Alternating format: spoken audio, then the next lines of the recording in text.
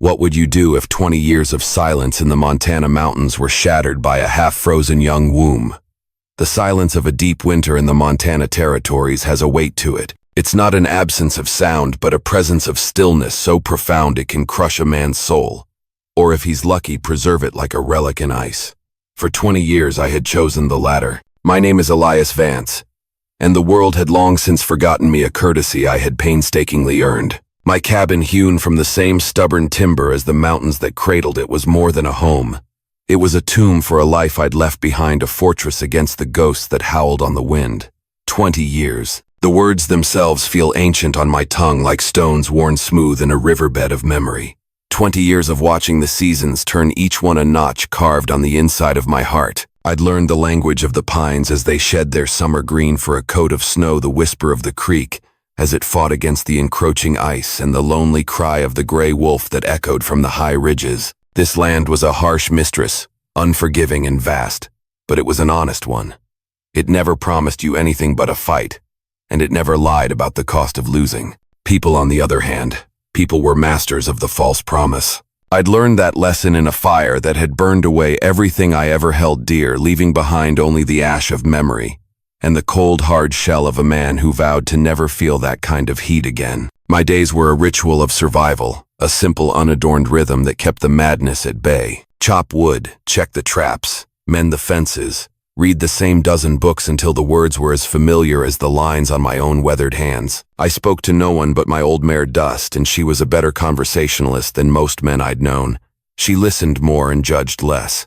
Solitude had become my armor. Each sunrise I pulled it on, and each sunset I polished it, making sure there were no chinks, no weak spots, where the poisoned arrow of human connection could find its way in. But on this day, the third day of a blizzard that had descended from the north like God's own wrath, that armor was about to be tested. The storm was a living thing, a shrieking white beast that devoured the landscape, erasing the familiar lines of the mountains and the valley, leaving only a swirling chaos of snow and wind.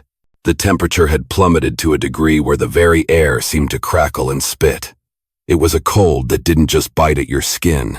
It sank its teeth into your bones and tried to freeze the marrow.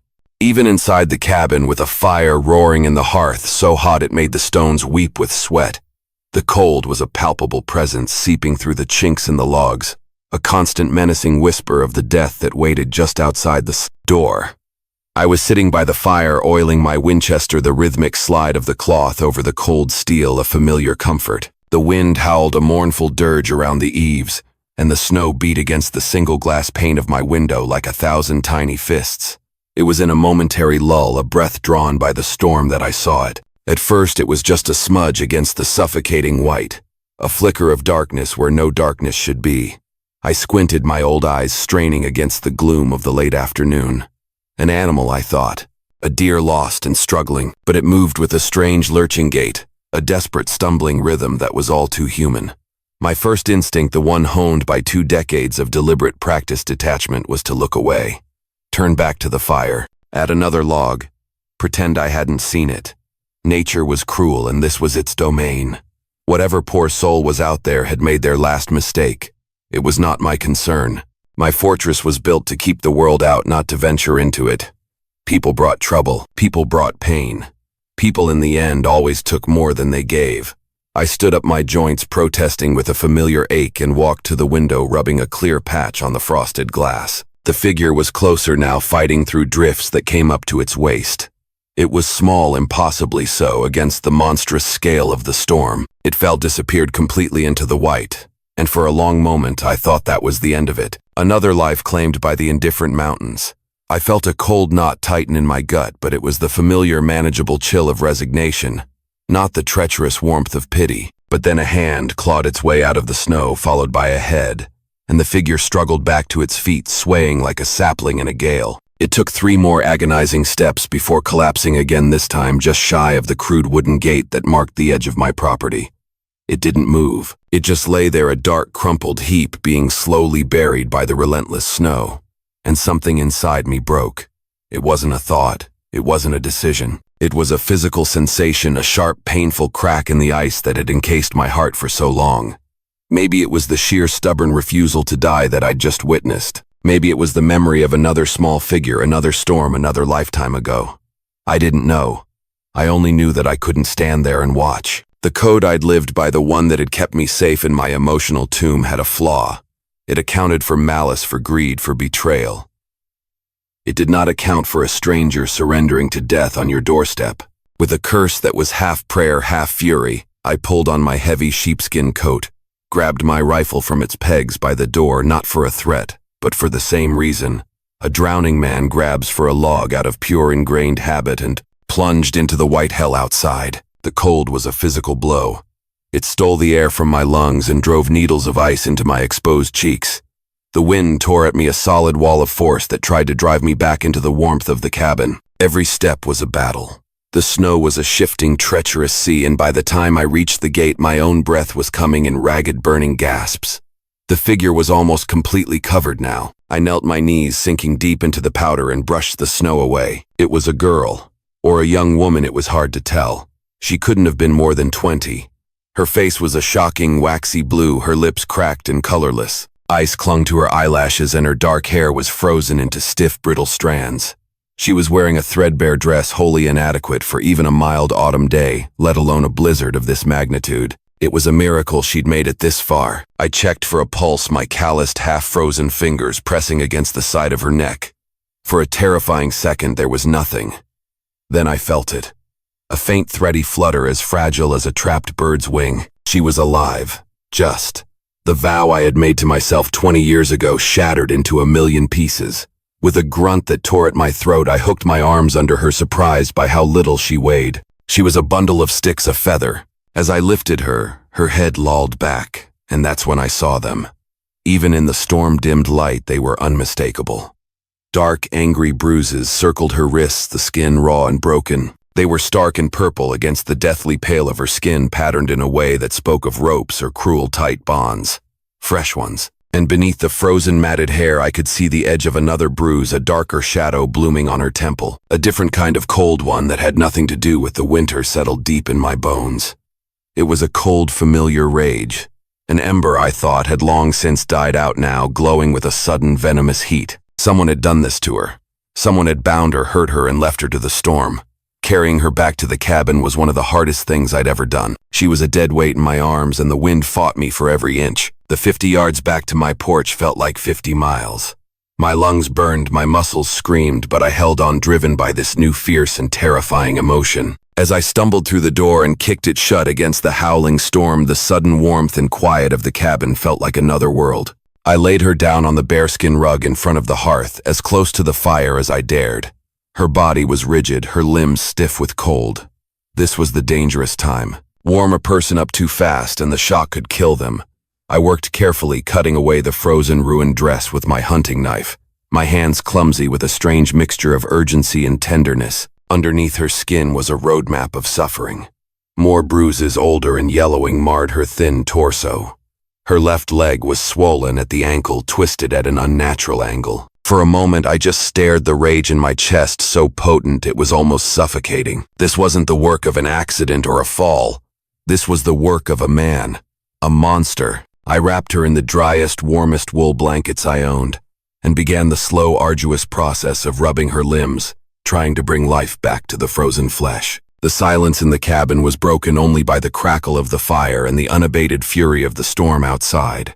I had opened my door, and I had a terrible sinking feeling that I hadn't just let in a half-frozen girl. I had let in the world with all its cruelty and its chaos, and my 20 years of peace were officially over.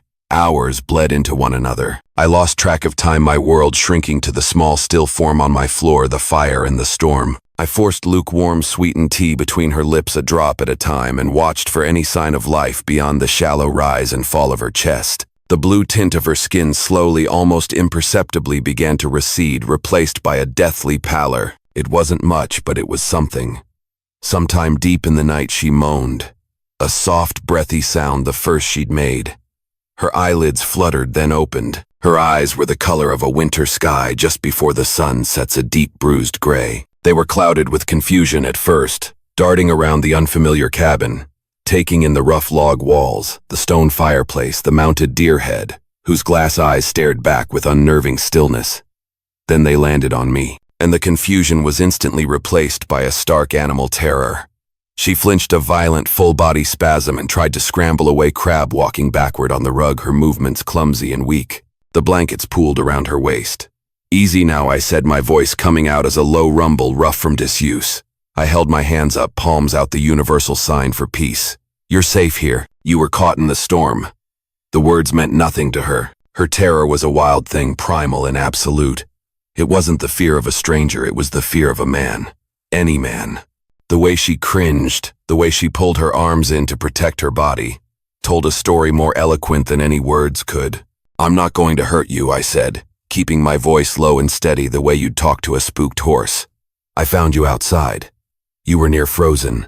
She stopped moving, her breath coming in short, panicked rasps. Her eyes, wide and luminous in the firelight, were locked on my face, searching, assessing. I could see the frantic calculations happening behind them. Where am I? Who is this man? Is he a threat?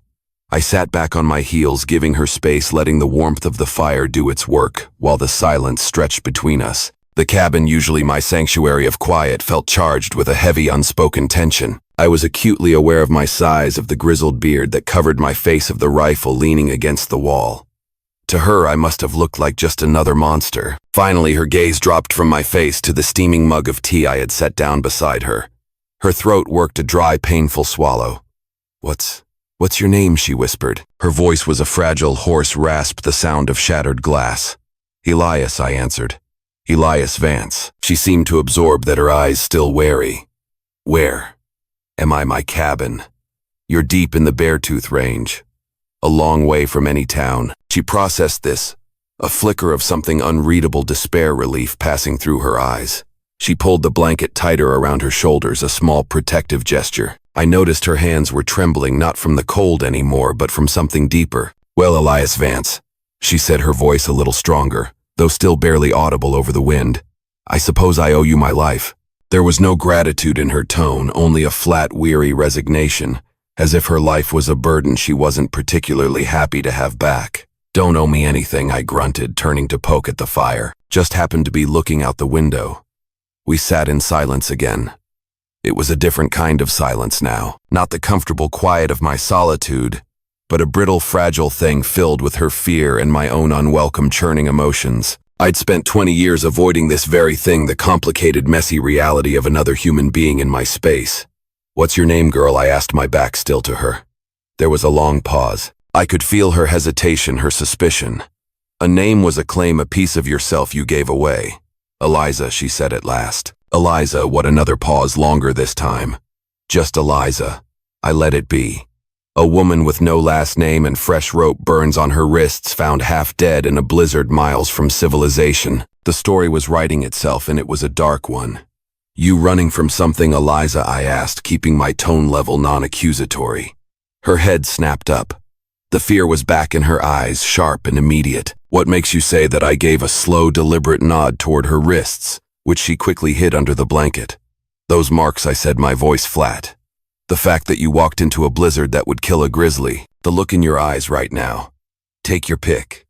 Her eyes darted away, a telltale sign. I got lost," she mumbled, her voice lacking any conviction. "My horse went lame. I was trying to get to Bozeman. It was a lie, and a poor one at that. Bozeman was a good 100 miles south, and no one in their right mind would be traveling these mountains in this weather. But I didn't call her on it. A cornered animal will bite, and this girl was as cornered as they come. Maybe I conceded, my eyes never leaving her face. Or maybe someone's looking for you. Someone who won't be too happy to find out I pulled you from the snow." Her jaw tightened, a flicker of that defiance I'd seen outside returning. "No one's looking for me." The lie was so bald, so desperate, it was almost painful to hear. I stood up and walked to the small kitchenette in the corner of the cabin. "You hungry?" I asked, changing the subject. "I've got some venison stew." The abrupt change seemed to startle her. Yes," she said, her voice soft, almost shy. As I ladled the thick, savory stew into a bowl, I felt her eyes on my back, watching my every move. The trust between us was a flimsy, half-rotten bridge over a deep canyon of fear. One wrong step and it would all come crashing down. I set the bowl on a small crate beside her, along with a spoon. She stared at it for a long moment, as if she couldn't quite believe it was real. Then, with trembling hands, she picked up the spoon and took a tentative bite. Her eyes closed, and a shudder went through her whole body. It wasn't just food. It was life warmth, a momentary reprieve from whatever hell she had been living. She ate the rest with a desperate, frantic hunger that twisted something in my gut. This was a woman who hadn't known a moment of peace or a full belly in a long, long time. When she was done, she set the empty bowl down, her movements slow, exhausted. Color was starting to return to her cheeks, but the haunted look in her eyes remained. The storm raged outside, a wild symphony against the quiet warmth of the cabin. But I knew the real storm, the one that mattered, was the one she carried inside her. As my hand reached for the empty bowl, her voice, small and trembling, stopped me cold. He said he'd find me, no matter where I went. The words were whispered raw with a terror so profound it made the hair on my arms stand up. He said there wasn't a place on God's green earth I could hide from him. I turned back slowly, my own hard-won peace crumbling to dust around me. My eyes narrowed. Who said that Eliza, her gray eyes glistening with tears she refused to let fall, met mine? A fierce, heartbreaking pride warred with her fear. My husband. Husband. The word hung in the air between us, heavy and cold as a gravestone. It landed in my gut like a punch, knocking the wind out of me. This wasn't just some girl running from a bad situation. This was a married woman, property in the eyes of the law. And the man hunting her wasn't just some jilted lover. He had a legal claim to her. Helping her had just escalated from a simple act of humanity to a crime. I could be branded an accessory, a kidnapper. Men had been shot, hanged for less. A cold, hard reality settled over me. The 20 years of solitude had been for this, to avoid this very kind of complication, this entanglement in the messy, violent affairs of others. My quiet life, the one I had built log by painful log, was balanced on a knife's edge. All I had to do was tell her to be gone when the storm broke. Send her on her way. It was the smart thing to do, the safe thing to do. But as I looked at her, huddled in my blankets, the ghost of a warm meal in her belly, the raw, unadulterated fear in her eyes, I saw something else. I saw the bruises on her wrists. I saw the swelling in her ankle. I saw the soul-deep weariness of a creature that had been hunted to the edge of extinction. And I realized something that would change everything. I didn't give a damn what the law said. I had lived by the law once. I had trusted in the structures men built to keep the peace, to ensure justice. And I had watched those same structures fail, watched them buckle and break under the weight of greed and power, leaving me kneeling in the ashes of my own life. The law hadn't protected my family. It hadn't brought me justice. It had only offered platitudes and paperwork while my world burned. No, my allegiance to the laws of men had died 20 years ago, along with my wife and son. I see, I said, my voice a low growl. The only law I recognized now was the one carved into my own heart, and it had just issued its verdict.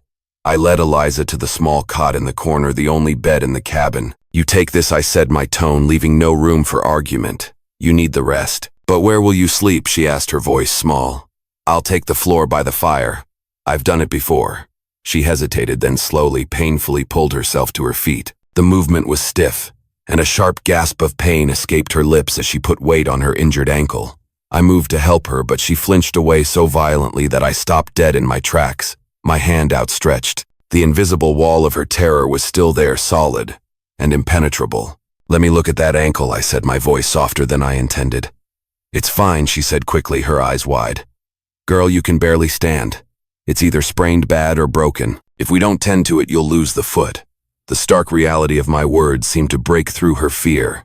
She nodded jerkily, her jaw tight, and allowed me to guide her to the cot. I examined the ankle, my touch as gentle as I could manage. It was badly swollen, the skin a mottled purple and black. It wasn't broken, I didn't think, but it was a severe sprain.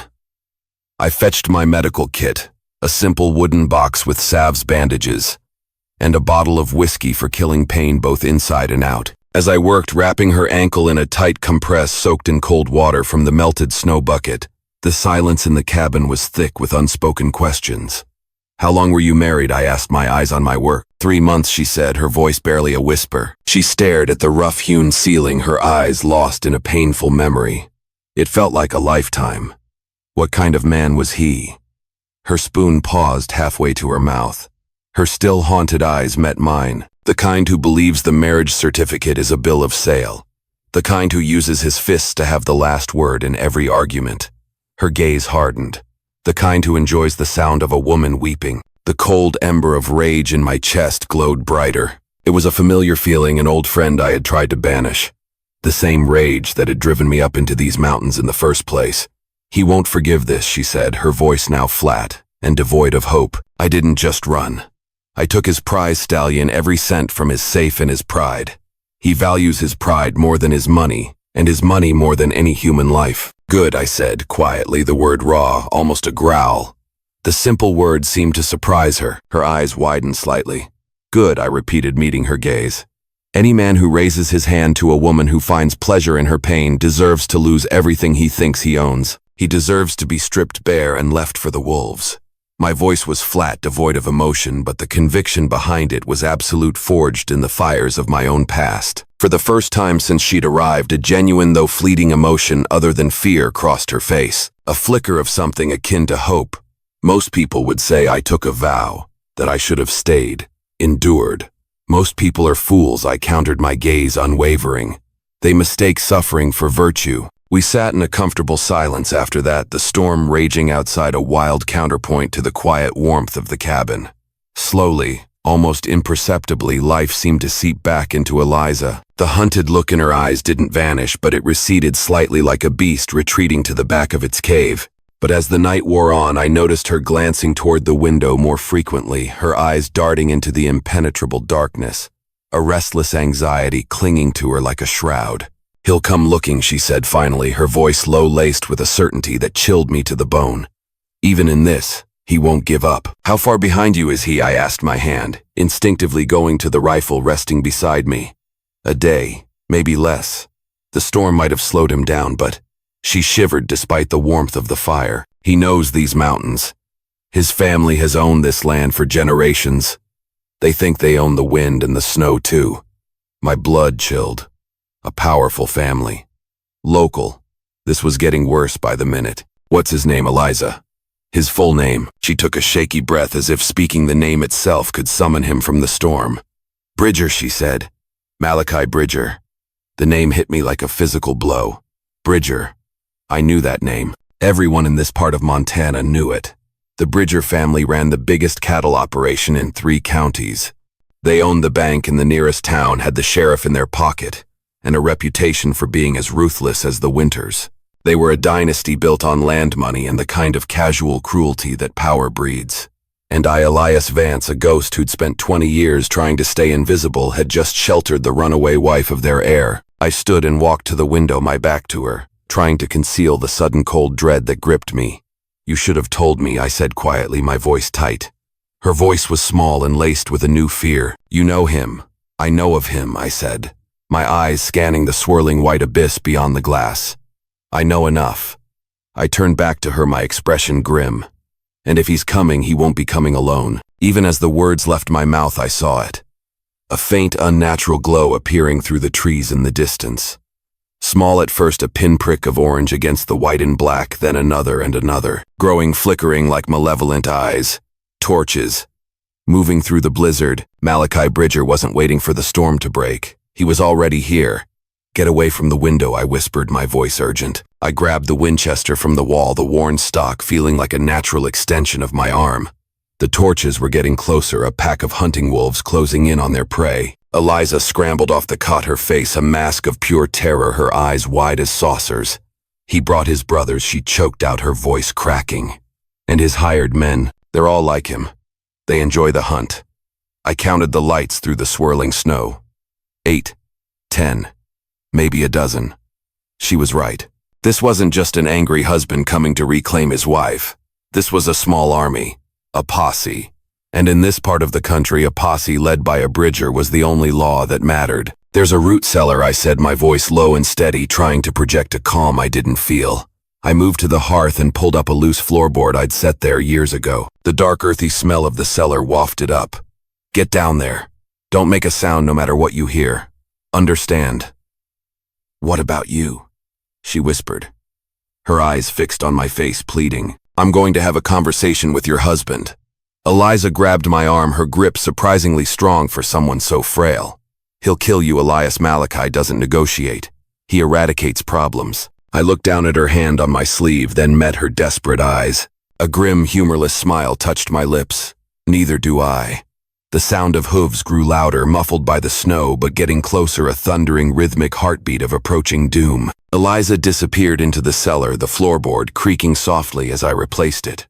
I moved to the door, rifle ready, and peered through a small peephole I'd drilled for just such an occasion. Through the maelstrom I could see them forming a semicircle around my cabin, their figures dark and menacing against the flickering torchlight. Horses snorted, their breath pluming in the frigid air. The men were bundled in heavy coats, their faces obscured by scarves and low-brimmed hats, but their intent was as clear as a hangman's noose. A voice sharp and imperious cut through the storm's howl. "Vance, we know she's in there. Send her out, and we might let you live to see the sunrise." I took a deep breath, the cold air stinging my lungs. I opened the door a crack, then wider, stepping out onto the small porch. I kept the rifle visible, held loosely at my side, but not aimed. A warning. The man on the lead horse was everything Eliza had implied. Young, maybe 25, with the handsome, unlined face of someone who'd never known a day of real hardship. But his eyes, even from this distance, held a chilling combination of arrogance and cold, calculating cruelty. This was a man who enjoyed power, who savored the fear of others. This was Malachi Bridger. "That's far enough, Bridger," I said, my voice calm, betraying none of the tension coiling in my gut. "So the old ghost of the mountain speaks," he sneered, a cruel smile playing on his lips. "I'm impressed. I'd heard you were dead." He nudged his horse closer, the animal skittish in the deep snow. "You're harboring my wife. That makes you a thief." "I don't take kindly to thieves." I glanced at the other riders. Some had the hard, familiar faces of the Bridger ranch hands. Others were clearly hired guns, the kind of men who'd kill their own mother for a bottle of whiskey and a handful of coins. Their eyes were cold and empty. "Don't see any wife here," I said, my voice flat, my gaze sweeping over them. "Just a girl, half frozen, who stumbled to my door seeking shelter from a blizzard. An act of Christian charity, I believe it's called." Malachi's jaw tightened. "Don't play games with me, old man. That prize stallion tied in your barn, that's my horse. Those tracks leading to your door, I'd know her gait anywhere. You've been careless." Damn, he was right. In my urgency to get Eliza inside, I'd forgotten the horse, forgotten the tracks. 20 years of caution undone in a single night. Solitude had made me complacent. "Maybe someone borrowed your horse," I offered, feigning indifference. "Happens all the time out here." One of the hired guns let out a short, cynical laugh. "He's got spine. I'll give him that." Malachi raised a gloved hand for silence, his eyes fixed on me.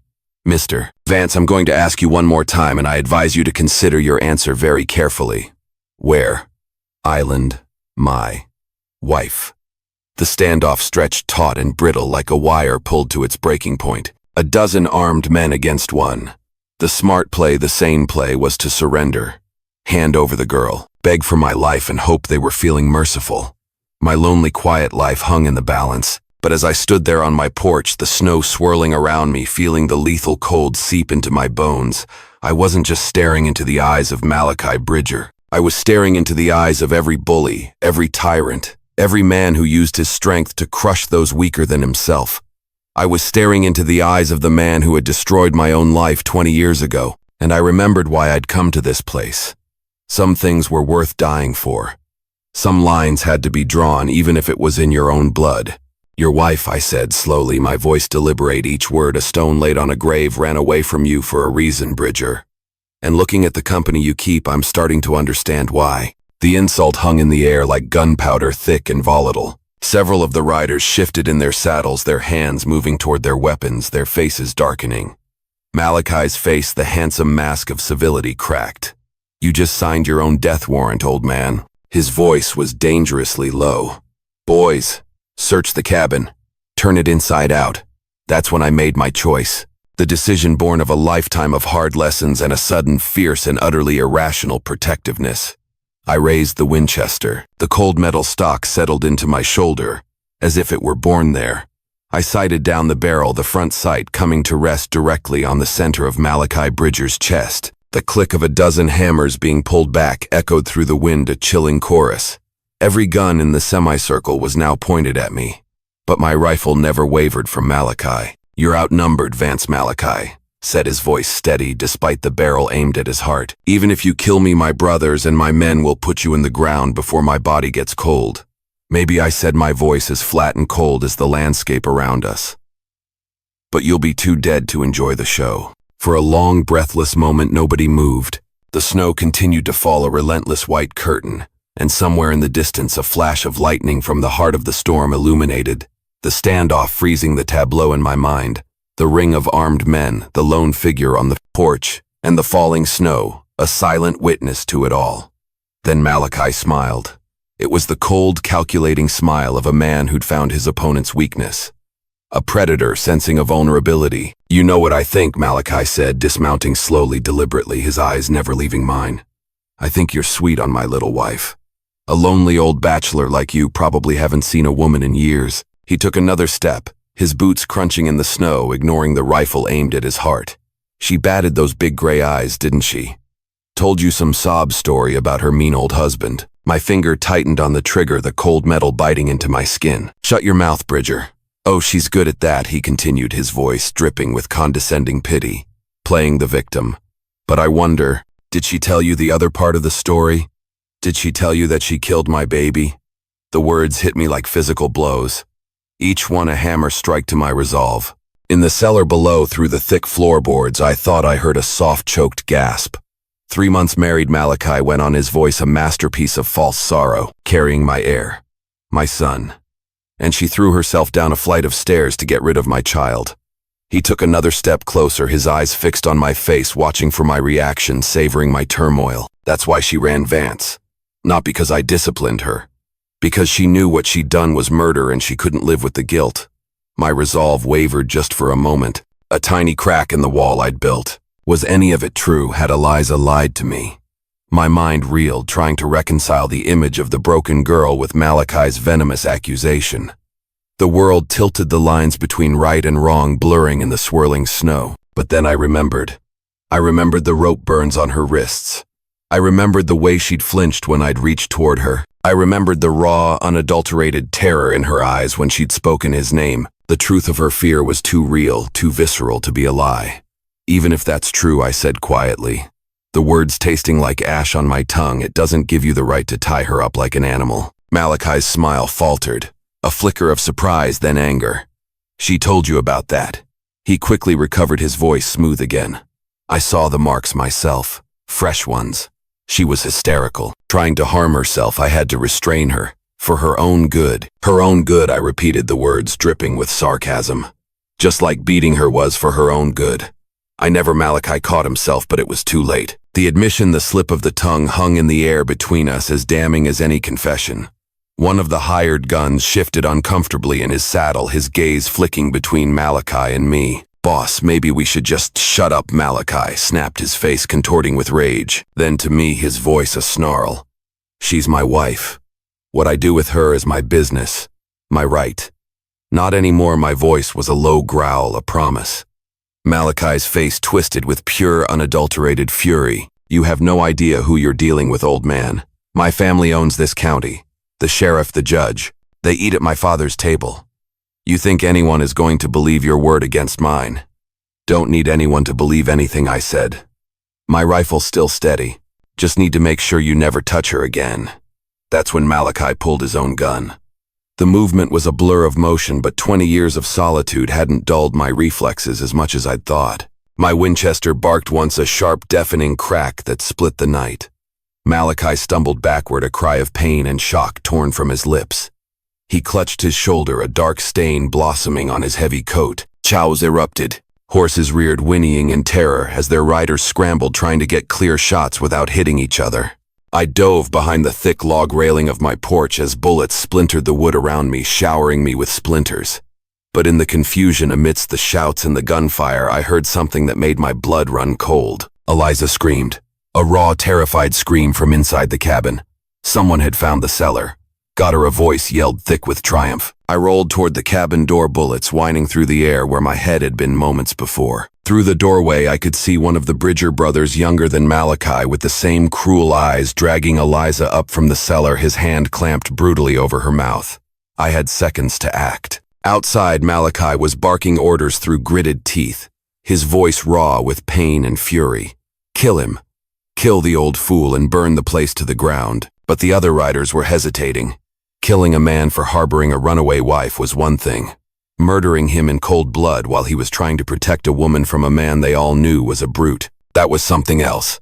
Even hired guns have lines they're reluctant to cross. I used their hesitation. I burst through the doorway, a wild roar in my throat, and crashed into the brother holding Eliza. We smashed into my kitchen table, sending dishes and pots flying with a deafening clatter.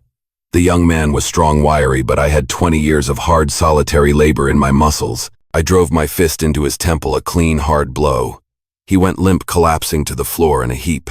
"Are you hurt?" I asked Eliza quickly, my eyes scanning her for new injuries. She shook her head, her breath coming in ragged gasps, her eyes wide with a mixture of terror and adrenaline. "He found the entrance while you were talking. I tried to stay quiet, but not your fault." I interrupted already, grabbing boxes of ammunition from my gun cabinet. "Can you shoot?" She looked at the pistol I held out to her, then at me. Her expression firmed, the terror replaced by a grim resolve.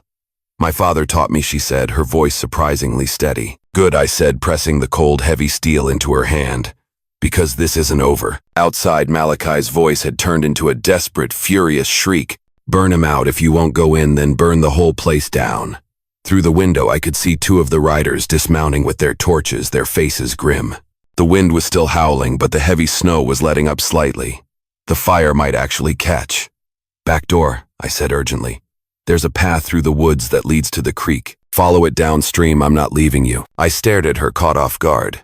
In the space of a few hours, this girl, this stranger, had shown more loyalty, more courage than most people I'd known in a lifetime. "Eliza," I said, trying to reason with her, "they want you. If you're not here, they have no reason to. You think Malachi will just let you live after you shot him?" She gripped the pistol tighter, her knuckles white. "He'll tell everyone you kidnapped me, that you forced yourself on me. He'll destroy you." She was right. Malachi had the power and the connections to make my life a living hell. Even if I survived the night, he would twist the truth until I was the villain, and he was the grieving, wronged husband. "Then what do you suggest?" I asked, my voice edged with a grim resignation. "We fight," she said. It wasn't a question. It was a statement of absolute resolve. 2 of us against 10, I pointed out, a sardonic edge to my voice. "You got any better ideas?" Before I could answer, flames began licking at the cabin's front wall, a hungry orange glow against the deepening twilight. The hired guns had thrown their torches. The crackle of fire quickly grew louder, a hungry, terrifying roar. "They're really going to burn us alive," Eliza whispered, her eyes wide with a mixture of fear and disbelief. I checked my rifle. 4 shots left. I looked around the cabin, my home, the sanctuary I had built to keep the world at bay. Now it was becoming my funeral pyre. The smoke was already beginning to fill the small space, stinging my eyes, catching in my throat. "There's something you should know," Eliza said suddenly, her voice cutting through the rising roar of the flames, urgent and raw. "About the baby Malachi mentioned." I met her eyes, a flicker of irritation in my gaze. "Now's not the time, Eliza. He's lying." Her voice was steady, a rock in the midst of the chaos. "There was no baby. I never." She took a shaky breath, her gaze unwavering, her truth laid bare in the flickering firelight. "I couldn't give him children, because of what he did to me before. The doctor in the next county said the damage was too severe. The admission hit me harder than any bullet could have. This girl, this brave, defiant woman, had suffered things. No person should endure things that would break most people. And still she was standing here, pistol steady in her hand, ready to fight beside me. The anger I felt for Malachi Bridger intensified, burning hotter and brighter than the flames consuming my home. "Eliza," I said quietly, my voice thick with a sudden, overwhelming emotion. "I know what you're thinking," she interrupted, a ghost of a bitter smile touching her lips. "That I'm damaged goods, that no decent man would want." "I'm thinking," I interrupted, my voice firm, cutting through her self-doubt, "that you're the bravest person I've ever met." The flames reached the roof, a fiery crown against the dark sky. Thick, acrid smoke began to fill the cabin, making it hard to breathe. Outside, Malachi was shouting, orders, his voice fueled by a desperate, vengeful rage. I made my decision. "If we're going to do this," I said, my eyes meeting hers, a silent pact passing between us, "we do it together." Smoke filled the cabin, a suffocating shroud, as I kicked out the back window, the glass shattering with a sharp crack. "Stay low," I told Eliza, helping her through the opening. We dropped into the snow behind the cabin, the fire crackling above us, a monstrous, hungry sound. The hired guns were positioned around the front and sides, focused on the main assault. They'd left the back relatively unguarded. Arrogance. The barn, I whispered, pointing to the structure 50 yards away, barely visible through the smoke and swirling snow. Better cover, and my horse is there. We crawled through the snow, using the deepening darkness as cover. Behind us, the cabin roof burst into flames, lighting up the night like a grotesque funeral pyre, casting dancing shadows on the snow. There, one of the riders shouted, his voice cutting through the roar of the fire. Behind the cabin, bullets began whining around us, kicking up plumes of snow, tearing through the frigid air. We sprinted for the barn, a desperate dash for survival. I felt one tug at my sleeve, another kick up ice near my boots, but we made it, diving through the barn door as lead splinters flew from the wooden frame. Inside, my old mare Dust snorted nervously at the gunfire, her eyes wide. "Can you ride?" I asked Eliza, already moving to saddle the horse with practiced efficiency. "Better than I can shoot," she replied, her voice breathless but a hint of a grim smile on her lips. "Good," I said, tightening the cinch, "because we're going to need both." The barn door exploded inward as 3 of the hired guns rushed in, guns blazing, their faces grim and determined in the flickering light from the burning cabin. I dove behind a hay bale, returning fire. One of the men screamed and went down, clutching his leg, but the other 2 kept coming. Eliza's pistol barked twice in rapid succession. Clean, precise shots. Both of the remaining attackers crumpled to the barn floor. I stared at her in amazement. "Your father taught you well." Her hands shook as she reloaded, but her voice was steady. "Wish he'd taught me how to pick better husbands." Outside, Malachi was screaming orders, his voice cracking with fury. "Burn the barn too. Don't let them escape." But his men were wavering. 3 of their number now lay wounded or dead in the snow. The easy money they'd been promised was turning into a bloodbath. "I'm not dying for your family troubles, Bridger," one of them called out, his voice laced with fear. "This is between you and him," another shouted. "Cowards," Malachi raged. "I'll double your pay, keep your money," a voice replied. "We're done." The sound of horses departing filled the night, fading into the distance. Within minutes only, Malachi and his 2 brothers remained, their figures stark against the inferno of my burning home. I peered through a crack in the barn wall. 3 men left, but they were the most dangerous ones. Family. They wouldn't abandon the fight. "We can still run," Eliza said, her voice quiet. "Take the horse and head for the canyon." I considered it. We might make it, but running meant Malachi would follow. He'd never stop hunting her, and he'd make my life a living hell. My solitude, the peace I had found, would be forever tainted by his shadow. "No more running," I said quietly, the words a firm resolve. "This ends tonight." I stepped out of the barn, rifle ready, into the flickering, hellish light of my burning past. Malachi and his 2 brothers were taking cover behind an overturned wagon, their faces grim, their eyes burning with a hatred as hot as the flames. "Bridger," I called out, my voice cutting through the crackling fire. "Just you and me. Leave your brothers out of this." "You shot me, you old fool." Malachi shouted back, his voice raw with pain and fury. "You think I'm going to give you a fair fight? I think you're a coward who hides behind hired guns and family money." The insult did what I hoped it would. Malachi stood up from behind the wagon, his wounded arm hanging uselessly at his side, his face contorted with pure, unadulterated rage. "I'm going to kill you, slow Vance. Make you watch while I drag her back home and teach her what happens to wives who run." That's when Eliza stepped out of the barn beside me, her pistol steady in her hands, her eyes fixed on Malachi. "I'm done being afraid of you," she said, her voice clear and strong, resonating with a newfound power. The final confrontation happened in the space between heartbeats. Malachi raised his gun with his good arm, his brothers flanking him. My rifle spoke first, a sharp crack, and the brother on the left spun and fell, a dark stain spreading on his chest. Eliza's pistol cracked twice, precise and deadly. The second brother clutched his chest, staggering backward before collapsing into the snow. That left only Malachi, wounded, alone, standing in the blood-stained snow between his family's legacy and his own damnation. His gun wavered as he tried to aim, his face a mask of disbelief and rage. "It's over, Malachi," I said, keeping my rifle trained on him. "Your hired guns are gone. Your brothers are down. Walk away. She's my wife." He screamed, his voice hoarse, desperate. "She belongs to me. I don't belong to anyone," Eliza said, quietly stepping forward, her voice filled with a quiet, resolute power. "Not anymore." A primal scream tore from Malachi's throat. "You think you can just leave? Start over? I'll find you. I'll always find you." "No," Eliza said, her voice firm, unwavering. She raised her pistol, her arm steady. "You won't." She fired once. Clean. Final. Malachi Bridger crumpled to the ground, his threats dying with him in the Montana snow. For a long moment, neither of us moved. The only sounds were the crackling of my burning home, the hungry roar of the flames, and the distant rumble of thunder as the storm finally began to move away, leaving behind a chilling, profound silence. Is it really over? Eliza whispered, her voice fragile, almost disbelieving. I looked around at the carnage. 3 dead men. A home reduced to ashes. My 20 years of solitude gone up in smoke. But somehow, standing there in the ruins of my life with Eliza by my side, I felt more alive, more whole than I had in 2 decades. The knot in my chest, the one I hadn't even realized was there, the one that had been tightening for so long, finally loosened. It's over, I said, my voice thick, with an emotion I couldn't name. We buried the bodies at dawn, saying no words over the shallow, frozen graves. The dead had made their choices, and so had we. The cabin was a total loss, a smoking ruin against the clean white snow.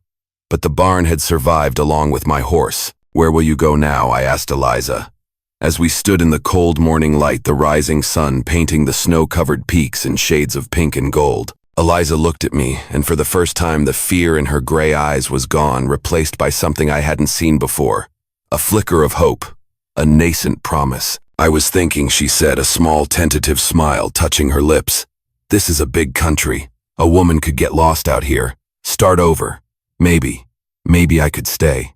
Help you rebuild, if you'll have me. I felt something loosen in my chest, something warm and unfamiliar spreading through me. I'm not an easy man to live with, I said, my voice gruff a warning. I'm set in my ways, suspicious of people. Good thing I'm not people then, she countered. And her smile widened, a radiant, genuine smile that was like the sunrise after the longest, darkest night.